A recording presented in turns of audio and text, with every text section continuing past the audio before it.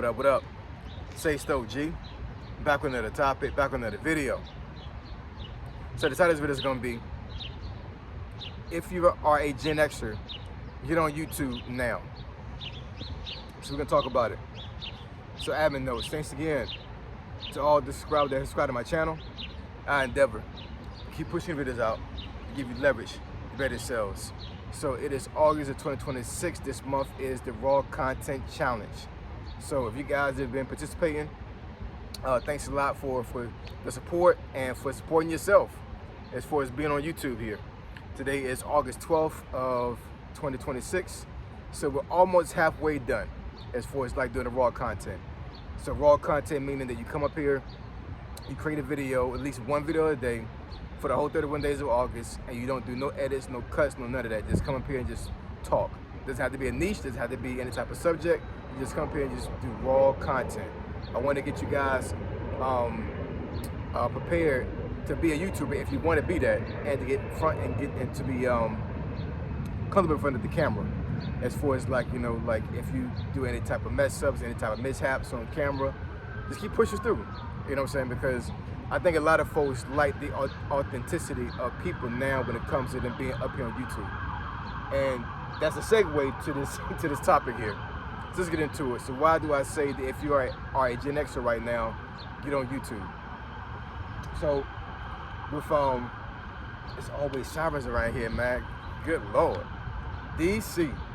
But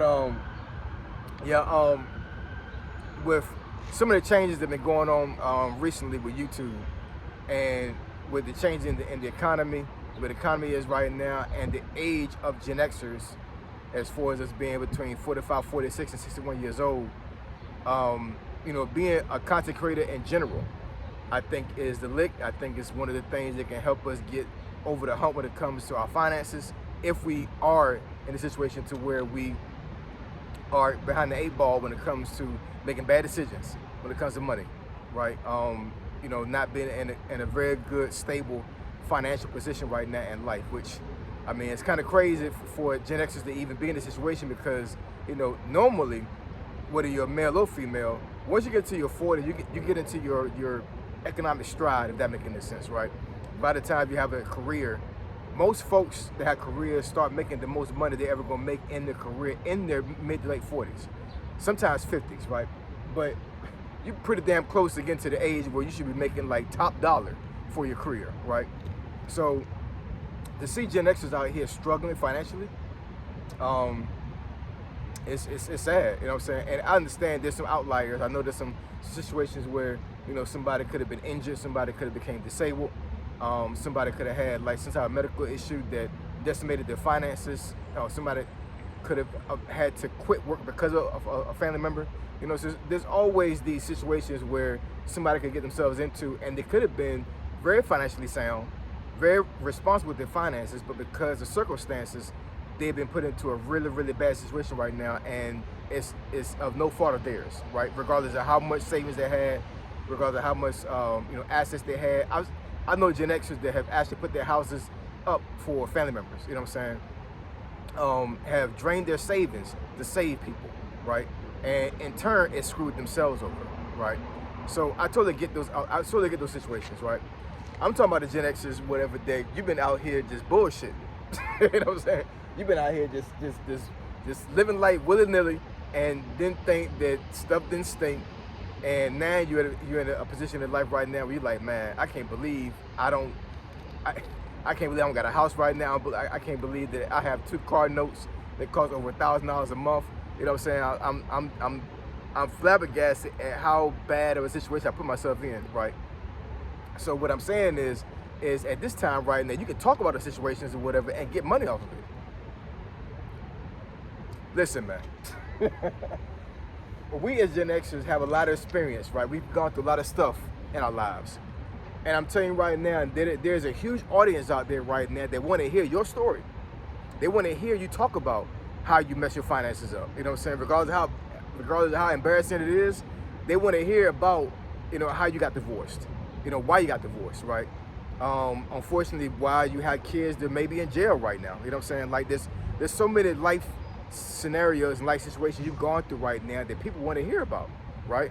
And you know, it could be for entertainment, it could be for knowledge, you know, it could be for, you know, folks out there that think they're the only ones going through those things. So when they see you talking about the same thing they're going through, now they have somebody to look at, like, oh, okay, he or she's been going through the same thing. Let's see how he or she navigated through that, right?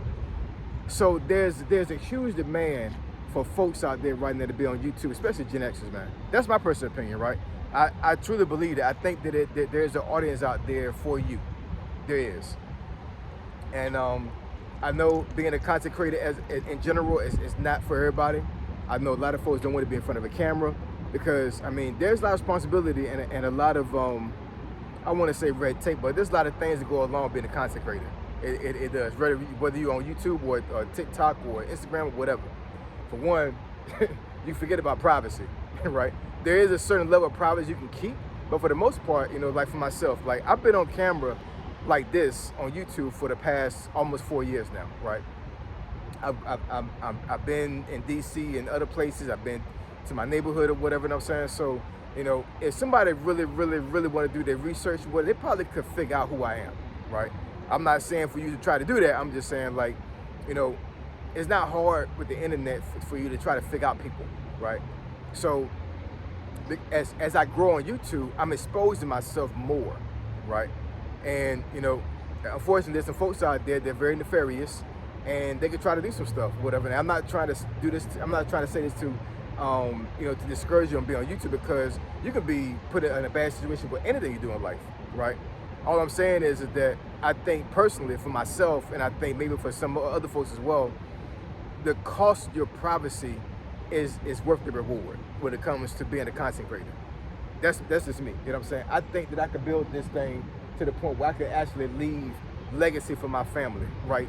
A lasting legacy. They actually can be monetized and can put my grandkids and great grandkids in a really good situation, right?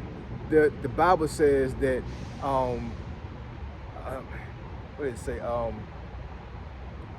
I'm gonna paraphrase here.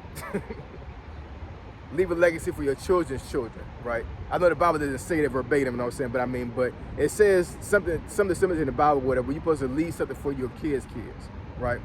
And you know, that's what a lot of demographics out here. I'm not gonna say what demographic it is, you know what I'm saying, but it ain't black folks. It ain't black folks, at least from what I've seen, you know what I'm saying. A lot of black folks don't leave legacy, man. They don't leave anything behind. If anything, they leave debt behind. I'm not gonna get into that. Maybe I'll talk about that in another video. You know what I'm saying?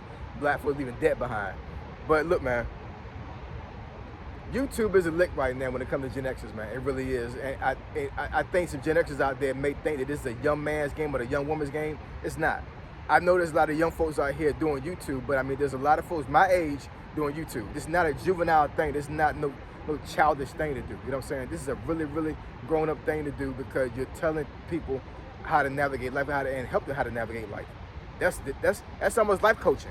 I said in a video before, like, my channel has almost become a life coaching channel. But this change it just did right now when it comes to 8,000 watch hours instead of 4,000 watch hours, look, man, and you have until February 1st to actually get to 4,000 watch hours, or they're gonna change it to 8,000.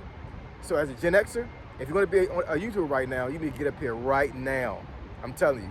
It may take a while for you to actually get monetized. I totally get that. But the exposure you have on YouTube can outweigh monetization. For one thing, you gotta understand that a lot of folks that make a lot of money up here on this platform don't make a lot of money through AdSense. They make money through brand deals, affiliated links, you know, just partnerships, things of that nature, right? The bulk of the money that a lot of folks make when it comes to making $1,000 a month is not AdSense, right? I do understand we see some YouTubers out there like Dante London and Dodash. Dante, I think, is a millennial. He might be a Gen Z. I'm not sure. He's Gen Z. I think he's Gen Z. I think Dante is Gen Z and Dodash is, I think she's a millennial. But they have made a lot of money through AdSense on YouTube, but that's not the norm. It isn't. You know what I'm saying? And I'm telling you right now, you try to cater yourself down to just AdSense money, you're gonna short yourself on a lot of money pay on YouTube. A lot of folks make a lot of money on YouTube before they even get monetized. Real talk. So anyways, Yeah, if you're a Gen Xer right now, I really highly suggest you try YouTube out, man. I really believe this can be like a saving grace thing for yourself. Now, once again, I understand a lot of folks don't want to be on camera. A lot of folks don't want to do any type of social media because they value their privacy. They don't like talking to people. I totally get that, you know what I'm saying? So it does take a special personality to be a YouTuber. It does take a special personality to be a social media influencer. It does. I do believe that, right? But there are also folks out there that never thought about being on camera when it comes to social media. And a lot of folks out there right now that never thought about actually being just a YouTuber in general, and they're making thousands of dollars a month right now with it just because they took that chance to be a YouTuber. So try it out. What you gotta lose, all right? So I appreciate y'all. Love y'all. Like, catch y'all in this video. Say so, G. Signing out. I'm gone.